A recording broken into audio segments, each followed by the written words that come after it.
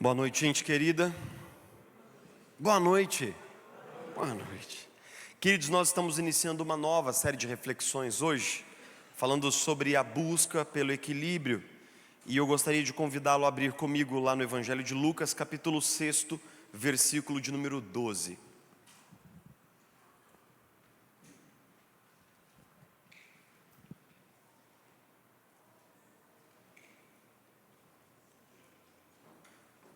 Lucas capítulo 5, verso 12. Nós vamos ler até o versículo 16.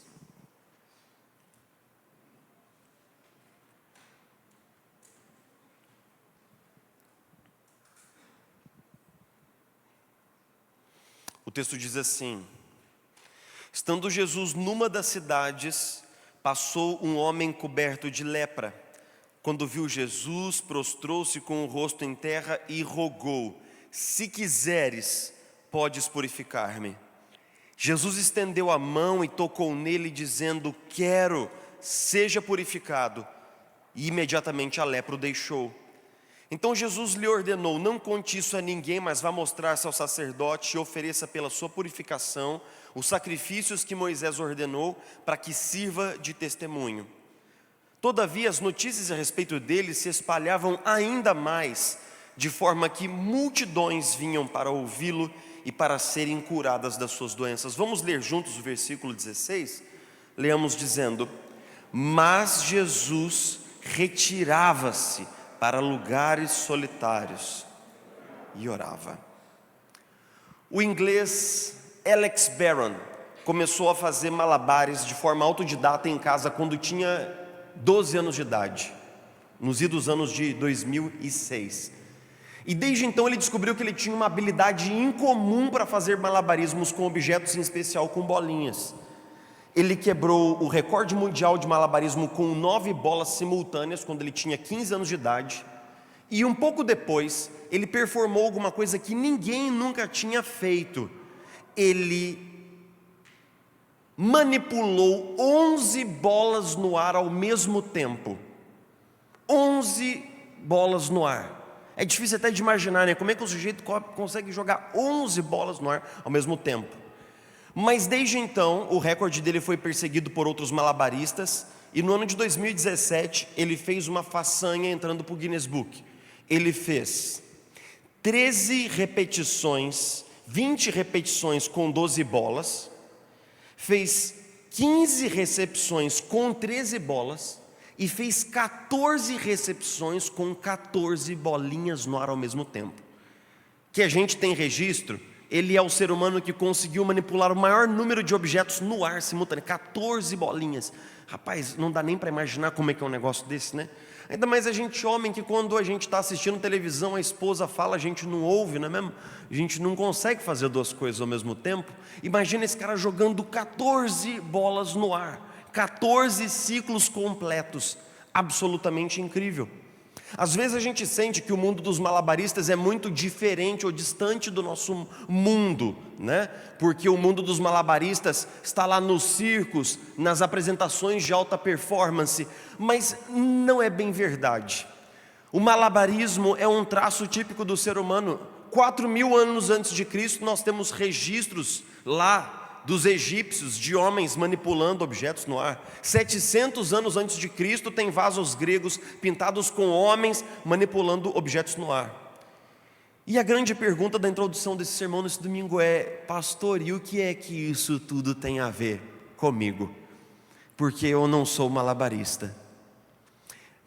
Eu tenho a leve suspeição de que você é. Eu acho sim que você e eu, que nós somos malabaristas. Porque pense só em quantos papéis, responsabilidades, em quantas atividades e quantas tarefas nós estamos girando no ar, loucamente ao longo da nossa semana. Trabalho, casamento, filhos, pais, amigos, igreja, ministério, estudos, faculdade, descanso, lazer, esportes, hobby, saúde, viagens, nossas obrigações civis. E eu já contei 15 malabares, mais do que Alex Barron jamais conseguiu manipular no ar. Pense comigo que em cada uma dessas áreas, você e eu, nós temos inúmeras obrigações. Quantas coisas você faz no seu trabalho? Quantos papéis ou quantas tarefas você assume lá toda semana?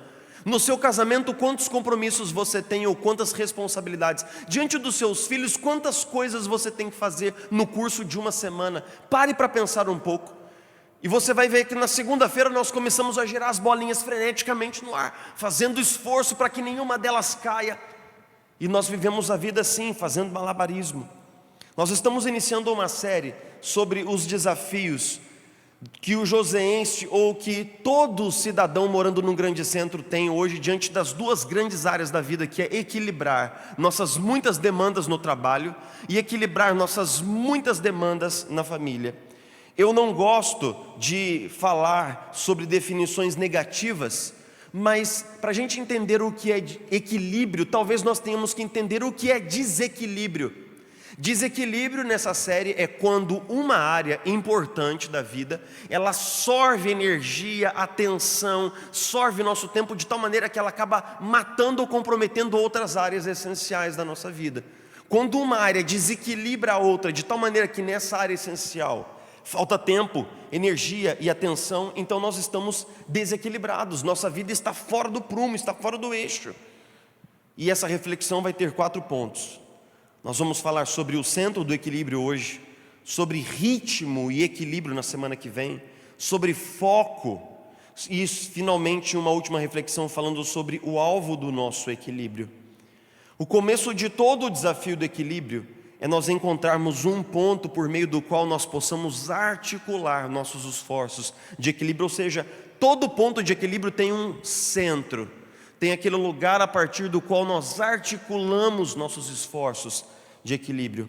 E pode não parecer, mas esse é um tema muito importante nos evangelhos, porque especialmente Marcos e Lucas, eles vão relatando à medida que os evangelhos progridem, a maneira como o ministério de Jesus cresce de uma maneira exponencial. E eles todos enfocam a maneira como Jesus tem de equilibrar muitos malabares ao mesmo tempo, especialmente o seu ministério e a sua vida de devoção privada. Nós estamos num desses textos que começa dizendo que Jesus estava numa das cidades. Aqui Jesus já é uma persona muito conhecida, ele já é famoso, ele está fazendo viagens, ele está pregando nas aldeias, nos vilarejos, e à medida em que Jesus vai pregando, mais pessoas vão se aglomerando para ouvir de Jesus. E então, Lucas nos conta um fato que acaba sendo paradigmático, acaba sendo uma espécie de uma coisa que se repete outras vezes, que é o seguinte: lá longe vem um leproso. Na verdade, o termo para lepra aqui significa uma variedade de doenças de pele, mas provavelmente significa Hansen mesmo aqui nesse texto, porque o texto diz que ele estava coberto pela doença. Os leprosos, eles viviam debaixo de um profundo estigma social, porque cria-se que eles estavam debaixo de uma rejeição divina, de uma maldição divina, e eles não podiam entrar nos vilarejos, eles não podiam ter amigos, eles tinham de viver afastados, em comunidades que ficavam isoladas de qualquer convívio com pessoas que não fossem leprosas.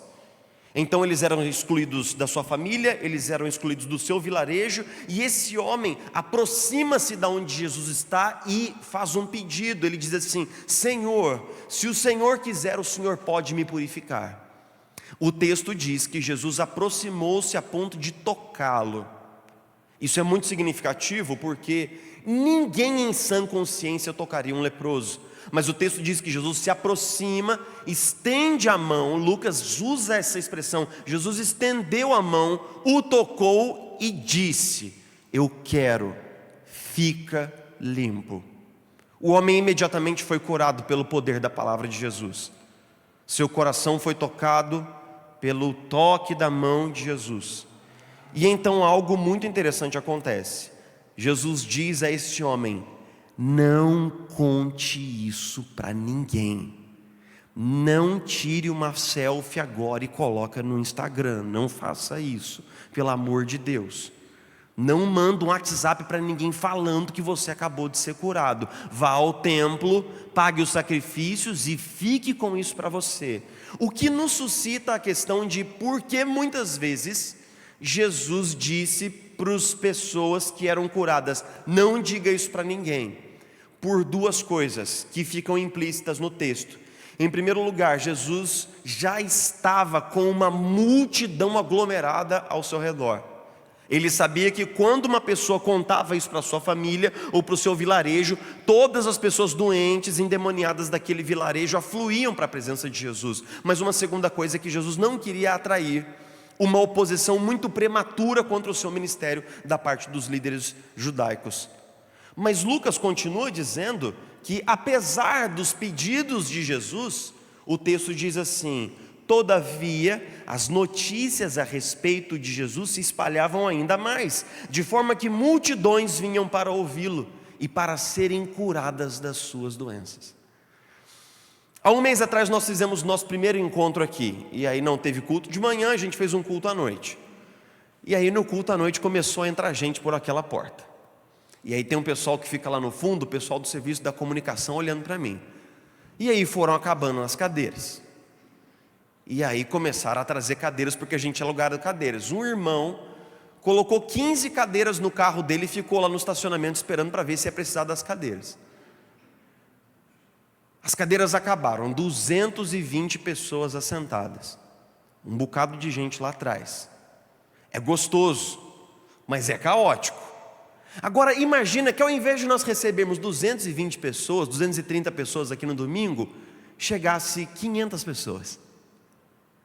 Chegasse 1000 pessoas. Pessoas ali fora, pessoas apinhadas ali naquele corredor.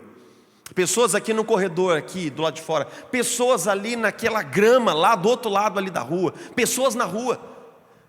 Nós temos notícia de que em alguns momentos Jesus alimentou 5.000 homens, sem contar mulheres e crianças.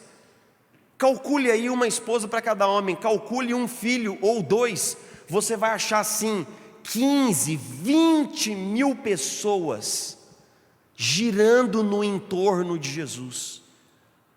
Os evangelhos dizem que em determinados momentos os apóstolos não tinham tempo para comer, que eles não tinham lugar para descansar, e que Jesus muitas vezes tentava se esquivar das multidões para ter algum tempo com os discípulos e não conseguia. O texto vai acrescentando uma tensão, dizendo assim: multidões vinham ter com Jesus. Mas a coisa funcionava assim: quando Jesus curava um cara, esse cara trazia outros 10. E quando ele pregava para 100, esses 100 traziam outros 1000. E quando esses 1000 ouviam falar de Jesus e ouviam a pregação de Jesus, mais outros tantos vinham. A grande pergunta é: como é que Jesus vai conseguir lidar com isso? Porque Jesus ele tem uma agenda de pregar o evangelho, de instruir os discípulos, curar os enfermos, investir nos 12, pastorear os 70, responder às muitas objeções dos líderes judaicos. Jesus tinha muitos malabares na mão nesse momento. Jesus estava girando muitas coisas, muitas preocupações, muitos pontos de atenção. E você? Quantos malabares você tem? Trabalho, casamento, família, saúde, amigos, viagens, lazer, todas as coisas que você faz. Sabe o que acontece? Todos nós conseguimos lidar com um determinado número de malabares. Pode ser 5, pode ser 7, pode ser 12. Pode ser que você seja uma pessoa especialmente capacitada e energizada e lide assim com 15 coisas. Mas eventualmente todos nós temos um limite. E quando nós chegamos no limite, ainda assim os malabares não deixam de aparecer no nosso caminho.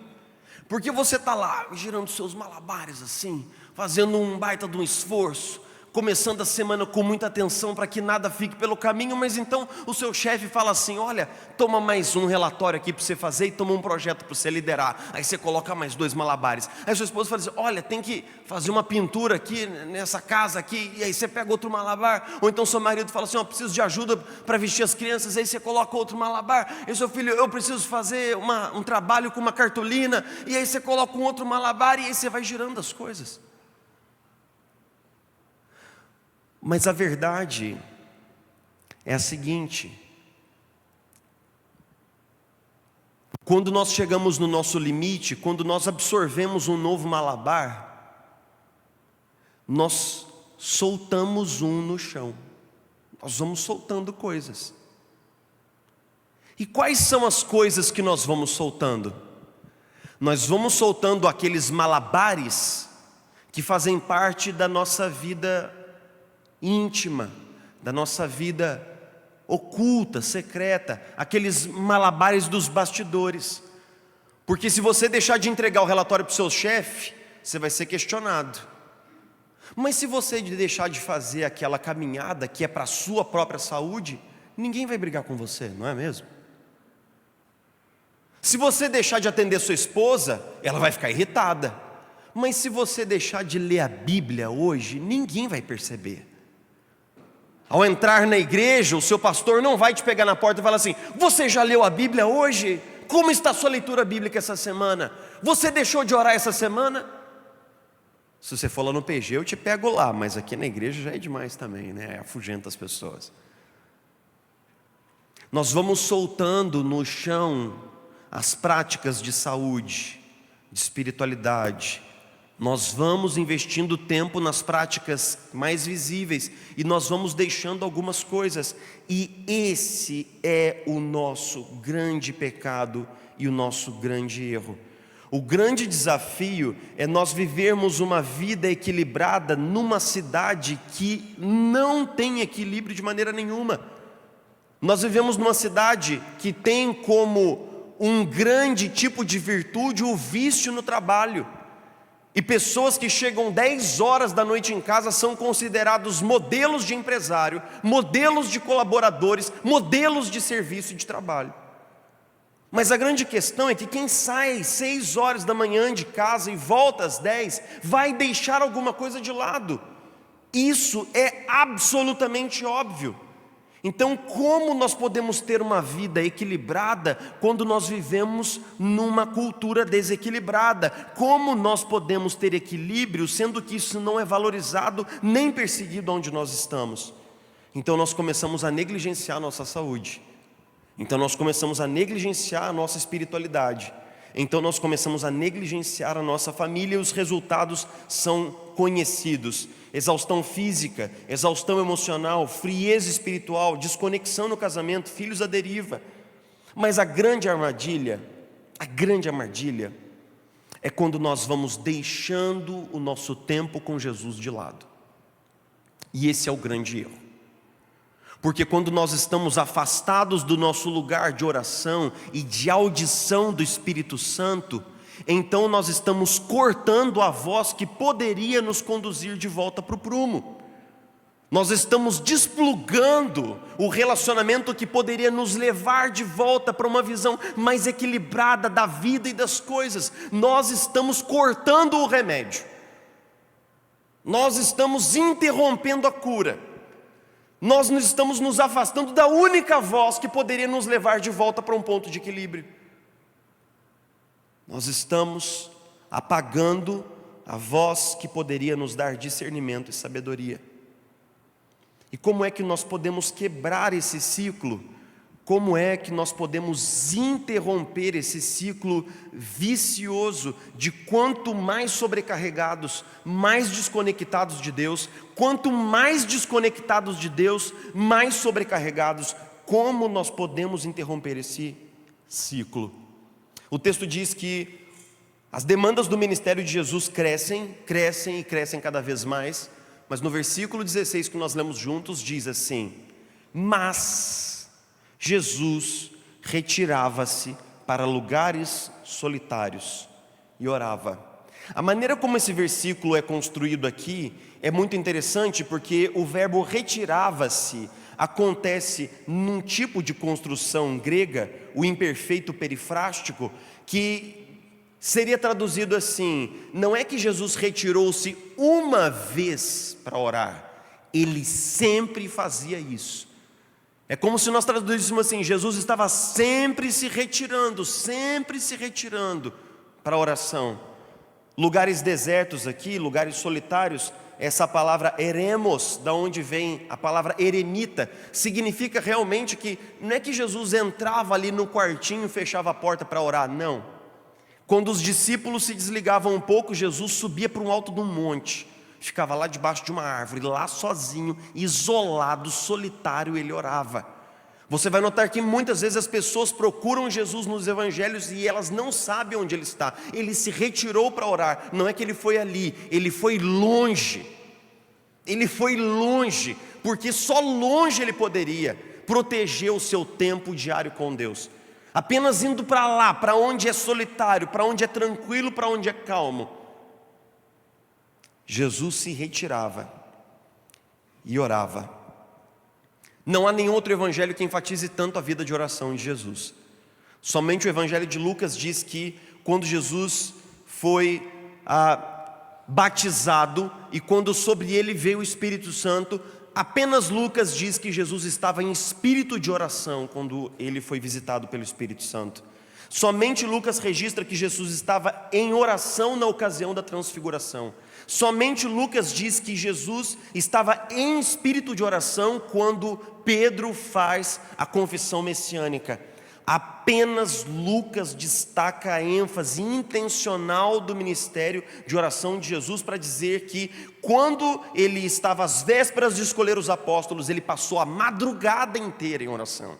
Jesus abriu mão de uma noite de sono inteira para permanecer na presença do Pai e ter condição de ser guiado debaixo do mentoreamento do Espírito Santo.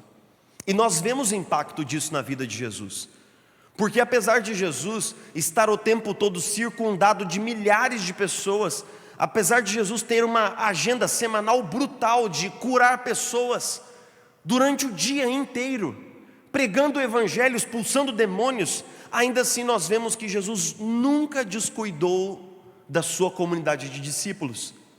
Jesus cuidou dos 70. Dentro dos 70 ele instruiu os 12, dentro dos 12 ele tinha 3 amigos íntimos. Não faltava tempo para as coisas importantes na vida de Jesus.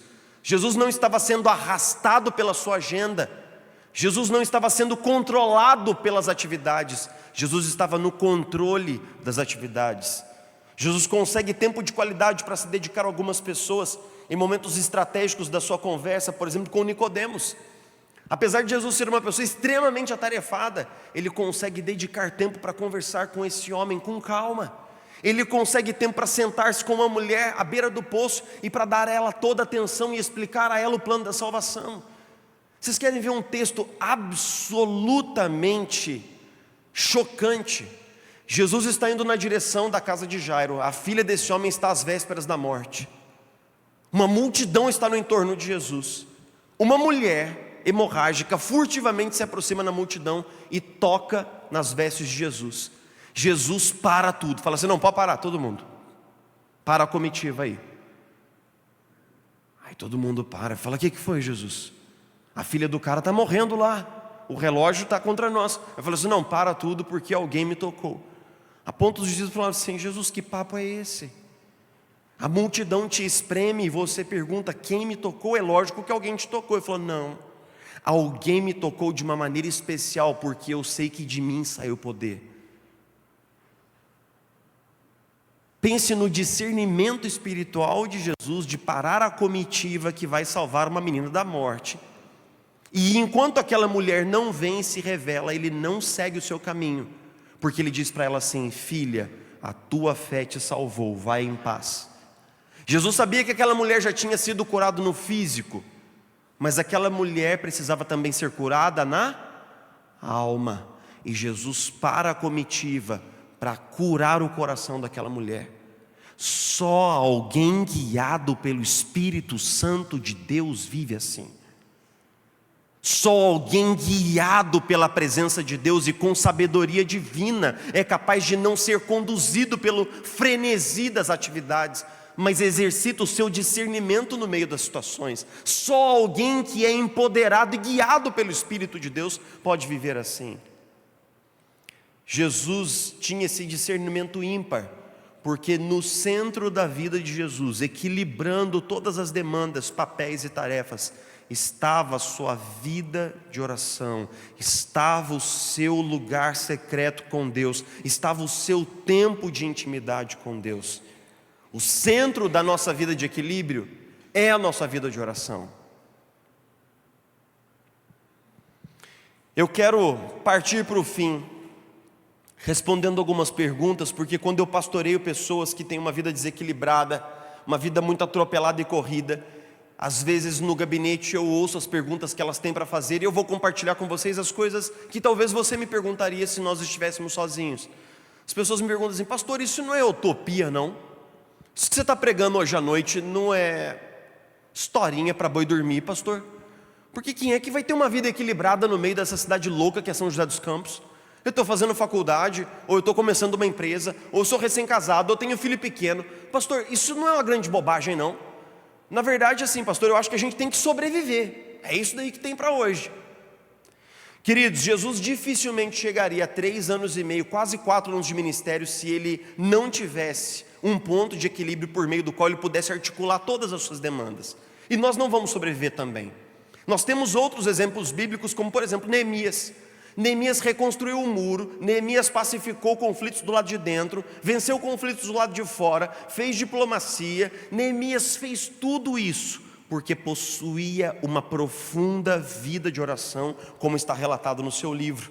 Daniel era servidor de altíssima importância no Império da Babilônia.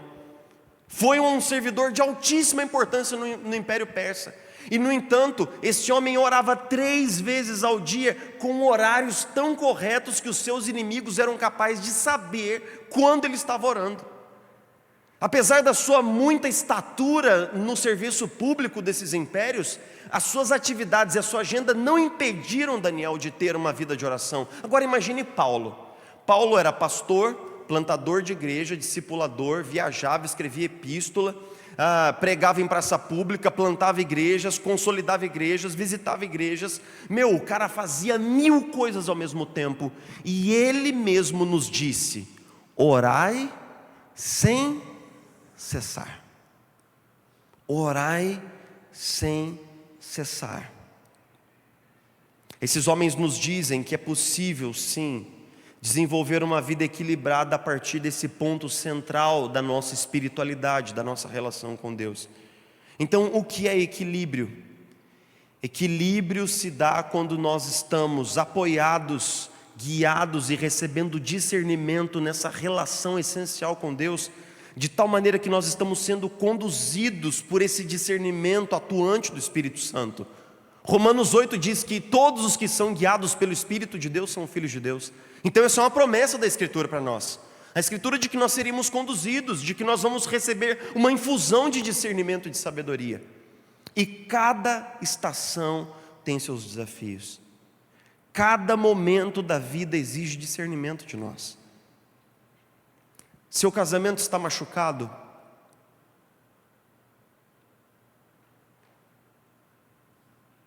O que isso significa para você agora? Quais são os cuidados que você tem que ter agora com o seu cônjuge? Você tem um filho adolescente em casa? O que isso significa? Como isso exige ajustes de você? Sua saúde está enviando sinais para você de que algo não está bem no seu corpo? De que você está operando no limite da sua saúde física? Então, que ajustes precisam ser feitos? Há um clima de incerteza e volatilidade no trabalho. O que isso quer dizer? Equilíbrio não é colocar coisas numa prateleira e esperar que elas fiquem lá. A vida é dinâmica demais. Nós achamos que nós vamos organizar a nossa rotina, vamos colocar o filho aqui, o marido ali, a esposa lá, o trabalho lá, o chefe aqui, e nós organizamos as coisas numa prateleira. Isso não é equilíbrio, isso é controle. E nós não conseguimos controlar a vida. As coisas não estão aí para ser controladas, para serem controladas por nós. Equilíbrio é andar numa corda bamba, e a cada passo que nós damos, nós temos que reajustar as coisas para que nós permaneçamos equilibrados. A vida é muito dinâmica. E como é que nós podemos lutar pelo equilíbrio? 3 coisas práticas para nós encerrarmos. Estenda suas mãos, suas 2 mãos assim. Olhe para as suas mãos. Quantas mãos você tem? Vamos responder todos a uma voz? 2 mãos. Seu número de mãos vai crescer? Não vai, né? O fato de termos 2 mãos diz que a gente tem um limite. Acredite em mim, você tem um limite. Quantos malabares você já tem? Tem coisas que nós não vamos conseguir fazer, ou não vamos conseguir fazer agora. E aqui eu tenho um conselho que eu gostaria de ter ouvido quando eu tinha 20 anos e eu comecei no ministério 20 anos atrás. Em primeiro lugar, cuidado quando você gosta muito do que você faz. Porque as pessoas que são muito apaixonadas, elas não sabem dizer não. Cuidado quando você gosta muito do que você faz. E em segundo lugar, cuidado para que um sim para uma coisa não seja um não para uma outra coisa. Eu sei que é muito clichê, mas muitas pessoas elas acumulam um sucesso enorme numa área da vida, só para tentar maquilar os muitos outros fracassos que estão em todas as outras áreas da vida. Mas a pergunta é, será que compensa ser bem-sucedido no trabalho e ser fracassado como pai, como marido, como filho, como esposa, como mãe? Será que ao final da vida, todos os lauréis e todos os louros que nós colhemos na nossa profissão vão apaziguar os nossos remorsos de ausência daqueles que um dia esperaram pela nossa presença ou por uma palavra de amor? Isso é uma decisão que nós temos que tomar. Eu já contei aqui no culto. Esses dias chegou um e-mail para mim, de um editor de uma revista, de um artigo científico, de um periódico, me convidando para fazer parte do board editorial deles. Fiquei honrado. Uma revista sobre liderança, um troço bacana. O cara achou meu e-mail num artigo que eu publiquei sobre as competências do gerente de projetos, me mandou um e-mail todo cortês, explicando. Rapaz, a hora que eu abri aquele e-mail, minha primeira resposta foi: "Ei, que legal! Nossa, eu vou ler sobre liderança, adoro isso, que coisa maneira." Depois eu fui olhar minha agenda e falei: "Ah, meu Deus, onde que isso entra? Em que horário do dia?" Aí fui conversar com a minha esposa. A minha esposa falou assim: "Eu acho que você, não sei, acho que você tem que pensar." E aí deixei o e-mail lá na caixa de e-mail 10 dias. E aí eu olhei para minhas 2 mãos. Falei: "Cara, só tenho 2 mãos, bicho. E eu já tenho um número gigantesco de malabares voando no ar aqui. Se eu pegar isso, alguma coisa vai cair. E agora eu não posso que nada caia." 10 dias depois eu entrei no meu e-mail, escrevi um e-mail assim: "Ó, prezado fulano de tal, muito obrigado, eu vi a revista, é muito legal, mas agora eu não posso assumir esse compromisso." Sabe por quê? Porque no centro do olhar da nossa família tem 2 coisas agora: Sofia e cada um de vocês. Esse é o nosso foco, esse é o nosso compromisso. É nisso que nós estamos focados e ancorados.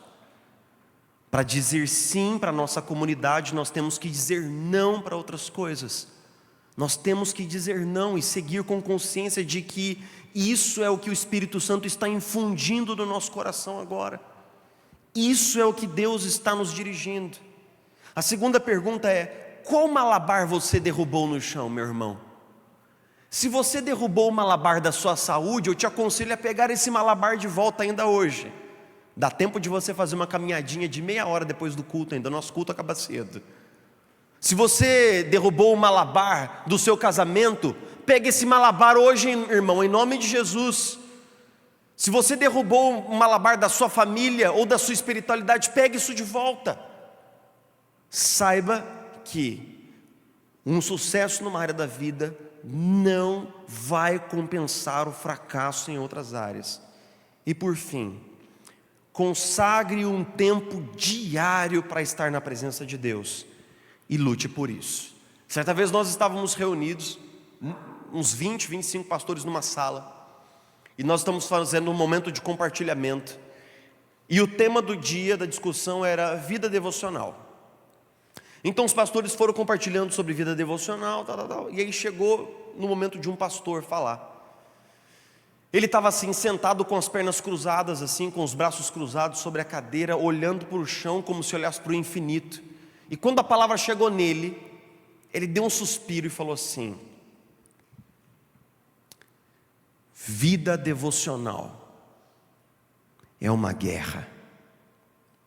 É uma guerra.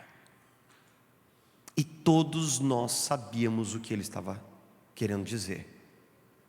Porque se você hoje disser assim: eu vou colocar 15 minutos por dia, todos os dias, e vou consagrar esse tempo a Deus, para ter tempo com a palavra, tempo de oração, eu te digo, você vai descobrir o sentido do que é guerra espiritual.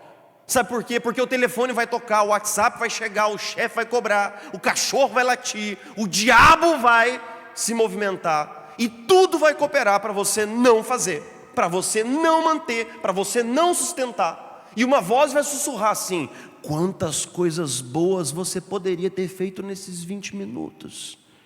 Só hoje. Só hoje. Deixa de lado só hoje.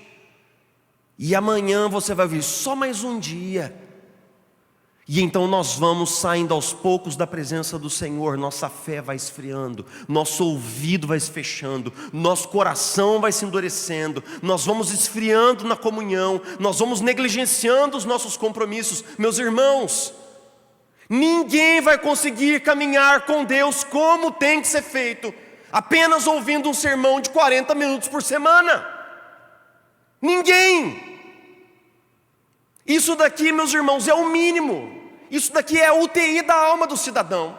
Se você não estiver caminhando todos os dias com Jesus, nós nunca vamos experimentar o tipo de discernimento que precisamos para tomar decisões tão importantes na vida. Se nós estivermos negligenciando diariamente o nosso tempo com Deus, nós não vamos ter aquela sabedoria do Espírito Santo na hora que nós precisamos dela. Nós não vamos ter.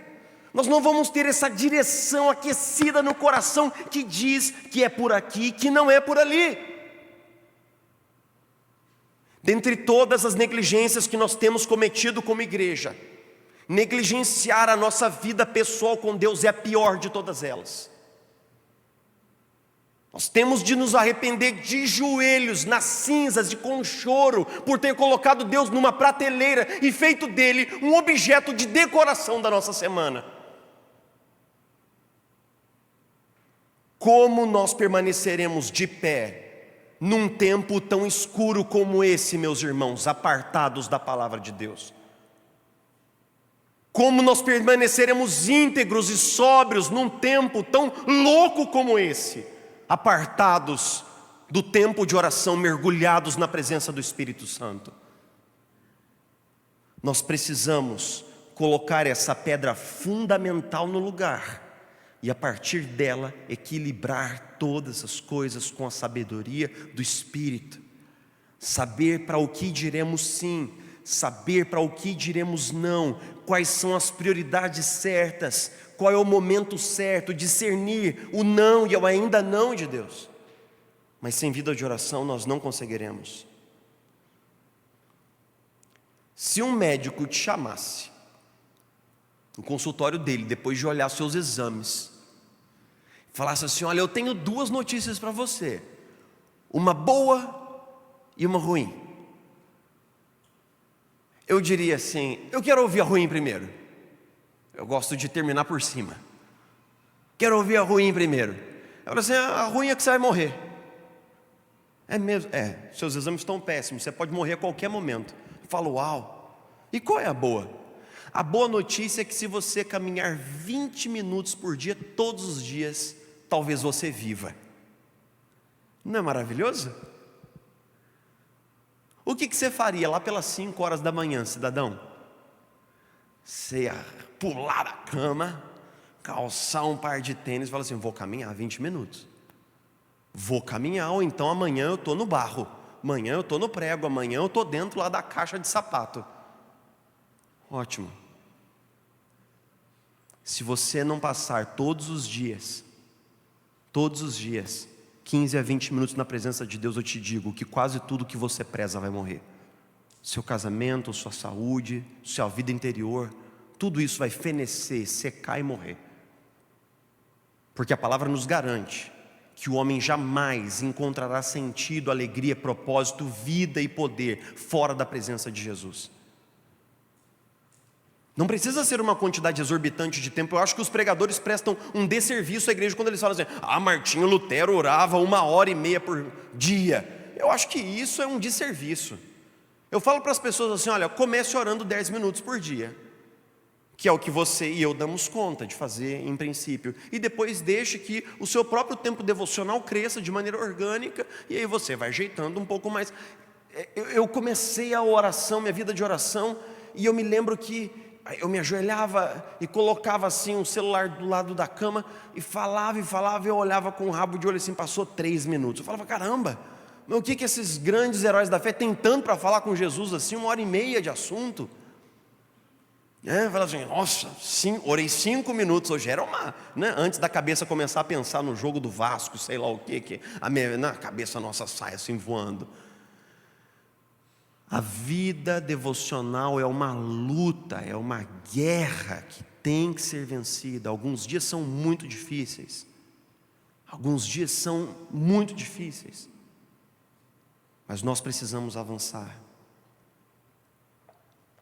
Nós cristãos falamos sobre oração com muita segurança, mas nós quase nunca nos damos conta de que, se nós lermos cuidadosamente a nossa Bíblia, nós vamos ver como a oração é um mistério, não é verdade? Porque quando nós lemos de Gênesis a Apocalipse, nós lemos a Bíblia com olhos atentos, nós vamos descobrir que a oração é um exercício impossível. Porque as Escrituras dizem que nós fomos criados para um relacionamento com Deus no princípio de todas as coisas, mas nós demos as costas para esse Deus no ato de rebeldia, e que agora nós estamos separados de Deus pelo pecado. Nós não temos direito nenhum de sermos ouvidos na presença de Deus. Nós não temos direito nenhum de termos relacionamento pessoal com Deus. Mas a mesma Escritura diz que Jesus, ao morrer no nosso lugar na cruz do Calvário, abriu uma via de oração, abriu um lugar de oração. Jesus diz assim, eu sou o caminho de oração, a via de oração é Jesus. É por isso que quando nós cristãos nós oramos, no final das nossas orações nós repetimos um moto, nós dizemos o quê? Em nome de Jesus, amém.